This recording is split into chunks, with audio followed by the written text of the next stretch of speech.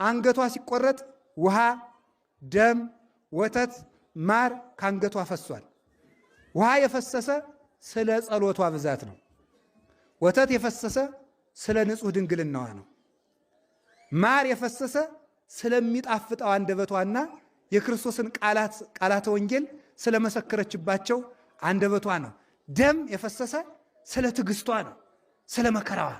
ስለዚህ ትዕግስትን ገንዘብ ያደረገች፣ ጸሎትን ገንዘብ ያደረገች ንጽሕት፣ ተመልከቱ፣ ከመነኮሳት ጋር ድንግል፣ ከሰማዕታት ጋር ትዕግስተኛ፣ ከሐዋርያት ጋር የወንጌል ምስክር የሆነች የክርስቶስ መስታወት የሆነችው ቅድስት አርሴማ በዛሬው ዕለት የብርሃን አክሊል ተቀብላ ክርስቶስን መስላ ክርስቶስን ተዋሃደች። እንኳን ደስ ያላችሁ።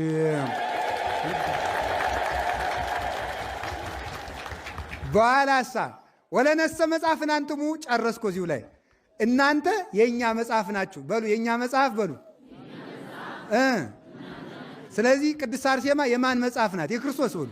የክርስቶስ መጽሐፍ በሉ እንጂ የክርስቶስ የቃሉ መገለጫ ትክክለኛ ክርስቶስን ያሳየች የወንጌል ምስክር እሷ ናት ነው 100 እጥፍ። ስለዚህ የቅድስት አርሴማ ትርፏ ምንድን ነው ካላችሁኝ፣ እኛ ነን። እኛን የክርስቶስ አድርጋ ማስረከቧ ነው። ክርስቶስ እኛን ነው ለሰማዕታት የሸለማቸው፣ ምዕመናን በእነሱ ስም ተሰብስበው እንዲድኑ በማድረጉ ነው። ከዚህ በኋላ ምን አደረገ? በስምሽ ያመናውን፣ ስምሽን የጠራውን፣ ዝክር የዘከረውን ሰው፣ የተራበ የመገበውን ሰው እኔም